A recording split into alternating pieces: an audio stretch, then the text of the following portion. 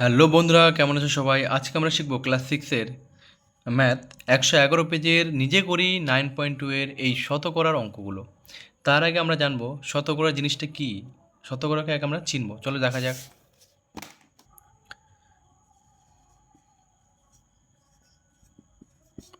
শতকরা, যখনই আমরা কোনো অঙ্কের শতকরা লেখাটা দেখব, তার মানে শতকরা মানেই যখনই আমরা শতকরা লেখাটা দেখব তার মানে হবে কি 100। শতকরা মানেই 100। একক, দশক, শতক। শতক মানে কি? তিনটা সংখ্যা 100। তাছাড়াও এই শতকরার চিহ্ন, এটা হলো তোমার শতকরার চিহ্ন। যখনই এই চিহ্ন কোনো অঙ্কে দেখব তখনই মনে করব এটা মানেই বা এই শতকরা লেখা মানেই হবে কি 100। মনে থাকবে? চলো এবার অঙ্ক করা যাক। এখানে দেখো সামান্য ভগ্নাংশ রয়েছে, দশমিক ভগ্নাংশ রয়েছে এবং মিশ্র ভগ্নাংশও রয়েছে। আমরা এক এক করে প্রত্যেককে কী করব? শতকরায় প্রকাশ করব। এই হলো দেখো শতকরা চিহ্ন, মানে আমরা 100 দিয়ে গুণ করব, অঙ্কটা করব। চলো করা যাক। এক নম্বরটা কী বলেছে দেখো, 19-এর 100% সমান সমান কত? পার্সেন্টেজ মানে আমরা জানিয়ে গেছি যে 100। এবার দেখো নিচের যে সংখ্যাটা থাকে, নিচের সংখ্যাটা হলো মোট অংশ, আর এই মোট অংশের মধ্যে 19%। 19, তাহলে 100 ভাগের মধ্যে কত ভাগ রয়েছে? তাহলে আমরা কী করবো? যেটা সেটাই লিখব। আর এই যে পার্সেন্টেজের জন্য 100 দিয়ে গুণ করে দেবো। পার্সেন্টেজের জন্য 100, পার্সেন্টেজের জন্য 100। তাহলে 100 দিয়ে আমরা কী করবো? এটাকে, এই সংখ্যাটাকে গুণ করব, ভগ্নাংশটাকে। তাহলে দেখো এই দুটো লাড্ডু কাটো, মানে 100 কেটে দিলাম। 100 1 100, 1 দিয়ে 19কে গুণ করলে 19 19। তাহলে অ্যান্সার হবে 19%। এখানে হবে আমাদের 19%। বুঝতে পারলে? চলো পরেরটা করা যাক। 2 দাগের অঙ্কটা দেখো, 3-এর 5 অংশ সমান সমান কত পার্সেন্ট? 3-এর 5 অংশ সমান সমান কত পার্সেন্ট? তাহলে আমরা জানি 3-এর 5 অংশ, আমরা জানি পার্সেন্টেজ মানে কত? পার্সেন্টেজ মানে 100। তাহলে আমরা কী করবো? 100 দিয়ে গুণ করে দেবো। কাটাকুটি করে দাও। দেখো খুব সোজা এটা। 5 দুগুণ 10, এই শূন্য বাঁচলো, এই শূন্যটাকে কেটে দাও, কেটে এই শূন্যটাকে উপরে উঠিয়ে দাও। তাহলে উপরে কী বাঁচলো আমাদের? উপরে বাঁচলো আমাদের 20 আর 3। 20 ঘরে যদি নামাতে না পারো, 2-এর ঘরে তো পারো। 3 দুগুণ 6, আর এই শূন্য এখানে বসিয়ে দাও। উত্তর কী হলো আমাদের? 60%। ব্যাস, এটাই অ্যান্সার। চলো পরেরটা করা যাক। 3 নাম্বারটা দেখো, 7-এর 10 অংশ সমান সমান কত পার্সেন্ট? তাহলে আমরা যে অঙ্কটা সেটাই লিখব। লিখে কি করব? পার্সেন্টের জন্য 100 দিয়ে গুণ করে দেবো। গুণ করে দাও। এবার কাটাকুটি যাচ্ছে আমাদের। দেখো এখানে 1 10, একটা শূন্য কাটা, বাকি কী থাকলো? 10। এই 10 দিয়ে 7কে গুণ করলে কত হয়? 7 10-এ 70। তাহলে 70%। এটাই কি আমাদের অ্যান্সার। একদম সোজা। চলো পরেরটা করা যাক। 4 দাগের অঙ্কটা দেখো খুব সুন্দর। এটা হলো দশমিক ভগ্নাংশের অঙ্ক। এবার দশমিক ভগ্নাংশটাকে আমরা কী করবো? পার্সেন্টেজে নিয়ে আসবো। তাহলে প্রথম কাজ আমাদের, এই যে দশমিকটা আছে, দশমিকের কাজটাকে করে নেব। দশমিকটা তুলে দিলে কী হয়? দশমিকের জন্য নিচে 1, আর দশমিকের পর কটা সংখ্যা? একটা সংখ্যা, দুটো সংখ্যা। তাহলে আমরা কী করবো? একটা শূন্য, দুটো শূন্য। বুঝতে পারলে? এবার দেখো পার্সেন্টের জন্য কী করবো? আমরা 100 দিয়ে গুণ করে দেবো। কাটাকুটি করে দাও। এই 100 কাটা। এবার বাকি কী পড়ে থাকলো? 21। তাহলে 21%। এটাই অ্যান্সার। একদম সোজা। চলো পরেরটা। একই রকমভাবে দেখো 5 দাগের অঙ্কটা। আগে আমরা কী করবো? দশমিকের কাজটা করব। এই দশমিকের জন্য কী করব? এখানে 1 লিখব। দশমিকের কটা সংখ্যা? একটা সংখ্যা, দুটো সংখ্যা। তাহলে আমরা কী করব? একটা শূন্য, দুটো শূন্য, আর কি 5, উপরে 5 লিখে দিলাম। এবার পার্সেন্টেজের জন্য আমরা কী করব? পার্সেন্টেজের জন্য 100 দিয়ে গুণ করে দেবো। এবার দেখো কিছু না মানে কি 1, আমরা জানি কোনাকুনি কাটাকুটি যায়। এবার 100 কাটা, বাকি পড়ে থাকলো 1, 5 1 5, তাহলে 5%। বুঝতে পারলে? খুব সোজা। চলো পরেরটা করা যাক। এবার 6 দাগের অঙ্কটা দেখো, একই রকমভাবে আমরা করব। এই দশমিকের জন্য কী করবো আমরা, নিচে 1, দশমিকের কটা সংখ্যা? একটা সংখ্যা, তাহলে আমরা কী করবো, একটা শূন্য দেবো। আর এই 8 বসিয়ে দিলাম, বুঝলে? আর পার্সেন্টের জন্য কী করবো আমরা? হ্যাঁ, 100 দিয়ে গুণ করে দেবো। এবার দেখো 10 10-এ 100, আর 10 দিয়ে 8কে গুণ করলে 8 10-এ কী হবে আমাদের? 80। তাহলে কী হচ্ছে? 80%। আমরা এখানে কী লিখবো? 80। বুঝতে পারলে? চলো পরেরটা করা যাক। 8 দাগের অঙ্কটা দেখো সেম। আমরা কী করবো, আগে দশমিকটা তুলে দেবো। দশমিকের জন্য 1, আর দশমিকের পর কয়টা সংখ্যা আছে? একটা সংখ্যা, দুটো সংখ্যা, তাহলে আমরা কী করবো? একটা শূন্য, দুটো শূন্য। আর যে সংখ্যাগুলো আছে সেই সংখ্যাগুলো বসিয়ে দাও। আর পার্সেন্টের জন্য কী করবো আমরা? 100 দিয়ে গুণ করে দেবো। এবার দেখো 100 100 কাটা, বাকি যেটা পড়ে থাকলো সেটাই আমরা লিখে দেবো, লিখে দিয়ে পার্সেন্টেজ, ব্যাস এটাই অ্যান্সার। নেক্সট, এবার 8 দাগের অঙ্কটা দেখো কত সুন্দর। এটা হলো মিশ্র ভগ্নাংশ, এটাকে আমরা কী করবো? অপ্রকৃত ভগ্নাংশ। তোমরা তো জানো এটার সঙ্গে এটা কী হয়? গুণন হয়। গুণন করার পর যে ফলটা পাই সেটা কী হয়? এটার সঙ্গে যোগ হয়ে যায়। তাহলে দেখো 5 দুগুণ 10, 5 দুগুণ 10, 10 আর 3 যোগ করলে 13। আর এই 5 নিচের 5 5ই থাকবে। পার্সেন্টের জন্য কী করবো আমরা? 100 দিয়ে গুণ করে দেবো। এবার কাটাকুটি করো, দেখো 5 কুড়ি 100। আর 20 দিয়ে 13কে গুণ করবো আমরা, 20 গুণ আমরা তো যাই না, তাহলে কী করবো? 13 দুগুণ 26, আর এই শূন্য এখানে বসিয়ে দাও, ব্যাস 260%। এটাই অ্যান্সার। নেক্সট দেখো পরের অঙ্কটা কী বলেছে, 2.5 ইজিক্যাল টু কত পার্সেন্ট? তাহলে আমরা কী করবো? দশমিকের জন্য 1, দশমিক পর কটা সংখ্যা? একটা সংখ্যা, তাহলে আমরা কী করবো? একটা শূন্য দেবো। আর পার্সেন্টের জন্য কী করবো? 100 দিয়ে গুণ করে দেবো। এবার দেখো 10 10-এ 100, 10 বাঁচলো। 10 দিয়ে 25কে গুণ করলে কত হয়? দেখো 1-এর ঘরে আমরা তো জানি 25 1-কে 25, আর এই একটা শূন্য এখানে, তাহলে কত? 250%। বুঝতে পারলে? এবার আমরা শিখবো 2-এর দাগের অঙ্কগুলো। চলো শুরু করা যাক। 2-এর দাগের অঙ্কগুলো একটু বুঝে নাও। দেখো কি বলেছে, সবগুলো অঙ্কতেই দেখবে, খেয়াল করে দেখবে এর লেখাটা আছে, দেখতে পাচ্ছ? 20-এর 30% কত, 160-এর 40% কত, সবগুলোতে দেখো এর লেখা আছে। এর দেখতে পাচ্ছ লেখাটা? এর এর এর এর এর এর তাহলে দেখো 1 নাম্বারটা কি বলেছে, 60-এর 10% সমান সমান কত? কত বলেছে আমাদের? 60-এর 10। তাহলে আমরা জানি এর মানে আমরা জানি গুণন। 10%, 10%, যার পাশে পার্সেন্টেজ থাকবে তার নিচে 100 হবে, মনে থাকবে? 10-এর সাথে পার্সেন্টেজ আছে, তার মানে 10-এর নিচে 100 লিখতে হবে। বুঝতে পারলে? এবার আমরা কী করবো? কাটাকুটি করব। চলো করা যাক। এই একটা লাড্ডু, এই একটা লাড্ডু কাটলাম, এই একটা লাড্ডু, এই একটা লাড্ডু কাটলাম, বাকি কি পড়ে থাকলো? 6 1-কে 6, শুধু 6 পড়ে থাকলো। এটাই অ্যান্সার। খুব সোজা। চলো এক এক করে আমরা সবগুলো করব। কীরকমভাবে আমরা 2 নাম্বারটা করব। তাহলে 45 এর মানে কি? আমরা গুণন।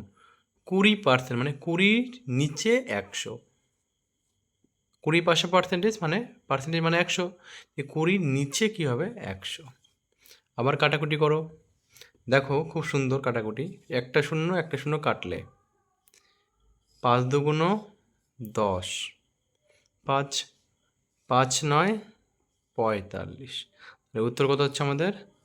9। বুঝতে পারলে? চলো নেক্সট। সি নাম্বারটা কী বলেছে দেখো, 160-এর 40% সমান কত? তাহলে একই রকম আমরা 160 লিখব, এর মানে গুণন চিহ্ন দেবো 40, 40-এর পাশে পার্সেন্টেজ মানে 40-এর নিচে 100। একই রকমভাবে কাটো, এই একটা লাড্ডু এই একটা লাড্ডু কাটলে, এই একটা লাড্ডু এই একটা লাড্ডু কাটলে, বাকি কি থাকলো? ষোলো গুণন চার, 4 আর 16 গুণ করলে কত হয়? 4 ষোলো 64, এটাই অ্যান্সার। চলো পরেরটা করা যাক। ডি নাম্বারটা দেখো কী বলেছে। ডি নাম্বারে বলেছে 20 এর 30% কত? তাহলে আমরা কী করবো? 20 এর মানে কি? গুণন 30, 30-এর পাশে পার্সেন্টেজ মানে 30-এর নিচে 100, কাটাকাটি করো। একটা লাড্ডু একটা লাড্ডু কাটলাম, এই একটা লাড্ডু এই একটা লাড্ডু কাটলাম, উপর নিচ আর কোনাকুনি কাটাকুটি হয়, বুঝলে? এবার কত বাকি থাকলো কত আমাদের? ডি নাম্বারটা দেখো কী বলেছে, 120 এর 30% সমান কত? তাহলে একই রকমভাবে আমরা 120 লিখব, এর মানে কি? গুণন চিহ্ন দেবো, আর 30% মানে 30-এর নিচে 100।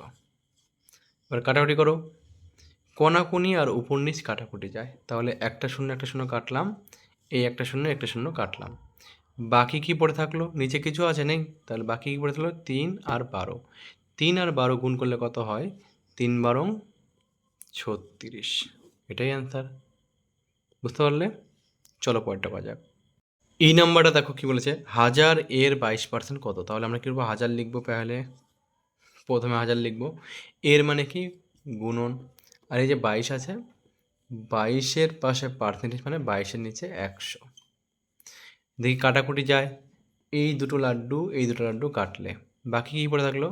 10 আর 22 গুণ, 10 আর 22 গুণ আমরা কীভাবে করব? আমরা তো একের ঘরে নামাতে পারি। দেখো 22 এককে 22, আর এই একটা শূন্য বেঁচে গেল, এই শূন্য এখানে বসিয়ে দাও, ব্যাস হয়ে গেল, এটাই অ্যান্সার। চলো পরেরটা পাওয়া যাক। জি নাম্বারটা দেখো কী বলেছে। জি নাম্বারে বলেছে 800 এর 5% কত? তাহলে 800 এর মানে গুণন 5% মানে 5-এর নিচে 100। এবার কাটাকুটি করব, দেখো এই দুটো শূন্য কাটলাম, বাকি কি থাকলো? 5 আর 8, 5 আর 8 যদি আমরা গুণ করে দিই কত হয়? 5 8 40, ব্যাস এটাই অ্যান্সার। চলো পরেরটা করা যাক। দেখো 2-এর দিকে লাস্ট অঙ্ক কি বলেছে, 3600 এর 18% কত? তাহলে আমরা কি লিখবো? 3600 এর মানে গুণন 18% মানে 18-র নিচে 100। এবার দেখো এই দুটো শূন্য কাটলাম, বাকি কি পড়ে থাকলো? 36 আর 18। আমরা কি করবো? 36 আর 18 আমরা করবো গুণ করে দেবো। চলো করা যাক। 36 18 যদি গুণ করি তাহলে হচ্ছে আমাদের 6 8 48 8 হাতে 4, 3 8 24, 24 আর 4 28, 6 1 6, 3 1 3, তাহলে কত হচ্ছে? 8, 14 4 হাতে 1, 3 2 5 আর 1 6, 648। তাহলে আমরা অ্যান্সার কি লিখবো এখানে? আমরা লিখবো এখানে 648। বুঝতে পারলে? চলো নেক্সট। 3-এর দাগের অঙ্কটা দেখো কী বলেছে, আমাকে দাদু মেলায় যাওয়ার জন্য 50 টাকা দিলেন, আমি সেই টাকার 70% মেলায় খরচ করলাম, বাকি টাকা ভাড়ের জমানো ভাড়ে ফেলে দিলাম, হিসাব করে দেখি কত টাকা মেলায় খরচ করলাম ও কত টাকা জমা করলাম। বিষয়টা বোঝো, 50 টাকা দাদু দিয়েছিলেন, আমি সেই 50 টাকার 70% খরচা করেছি। বুঝতে পারলে? আর বাকি যে টাকাটা বাঁচলো সেই টাকাটা আমি ব্যাংকে জমা করলাম। এবার তোমাদেরকে এখানে একটু রাপে বুঝাচ্ছি, দেখো মোট টাকা মনে করো 50 টাকা, মোট কত আছে এখানে? এটা টোটাল কত? টোটাল হলো আমার 50 টাকা, টোটাল আমার 50 টাকা। এবার এই 50 টাকার মধ্যে টোটাল, কিন্তু এই টোটালটা কিন্তু 50 টাকা, এই 50 টাকার মধ্যে 70% খরচা হয়ে গেছে। 50 টাকার মধ্যে 70% খরচা হয়েছে, বাকি যে টাকাটা আছে 30 টাকা, 30%, সেটা আমি কী করলাম? জমা করলাম ব্যাংকে। বুঝতে পারলে? এবার আমরা খাতায় করব। তাহলে দেখো আমরা প্রথমে লিখব, দাদু আমাকে দিয়েছিলেন কত টাকা? 50 টাকা। বুঝতে পারলে? আমি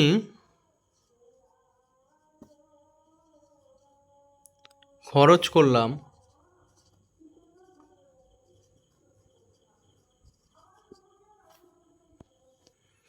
50 টাকার, মানে 50 এর মধ্যে, এর মানে কি আমরা জানি গুণন, অর্থাৎ 50 টাকার মধ্যে 70%, তাহলে 50 এর মধ্যে, তাহলে গুণন 70%।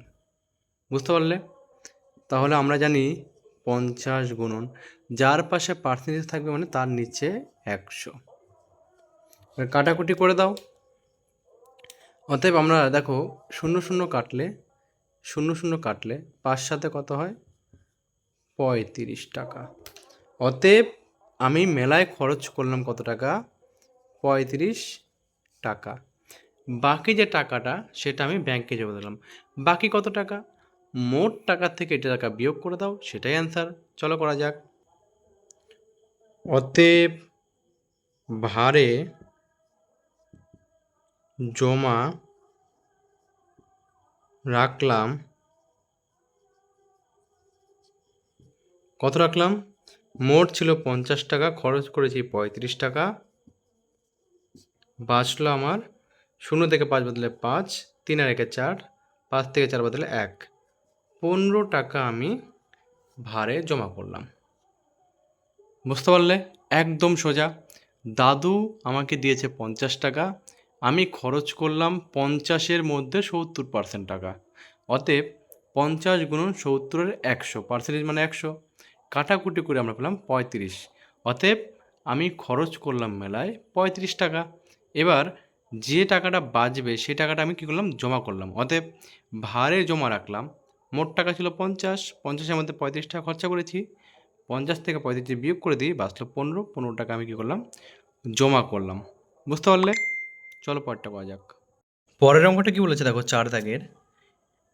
এবছরে অঙ্ক পরীক্ষায় আমাদের ক্লাসে 60% ছাত্রছাত্রী 80 এর বেশি নাম্বার পেয়েছে। বুঝে নিও, 60% ছাত্রছাত্রী 80 এর বেশি নাম্বার পেয়েছে। আমাদের ক্লাসে মোট ছাত্রছাত্রীর সংখ্যা 50 জন। তাহলে ছাত্রছাত্রী 80 এর বেশি নাম্বার পেয়েছে, হিসাব করো। বুঝে নিও, মোট ছাত্র কত আমার? 50 জন। এই 50 জনের মধ্যে 60% 80-র উপরে পেয়েছে। তো সেই 60% কতগুলো সেটা আমাদের কিন্তু বের করতে হবে। একই রকমভাবে চলো করা যাক। তাহলে আমরা লিখব মোট ছাত্রছাত্রীর সংখ্যা, মোট ছাত্র ছাত্রীর সংখ্যা সমান সমান 50 জন। বুঝতে পারলে? এবার 80 এর বেশি পেয়েছে, 80 এর বেশি নাম্বার পেয়েছে।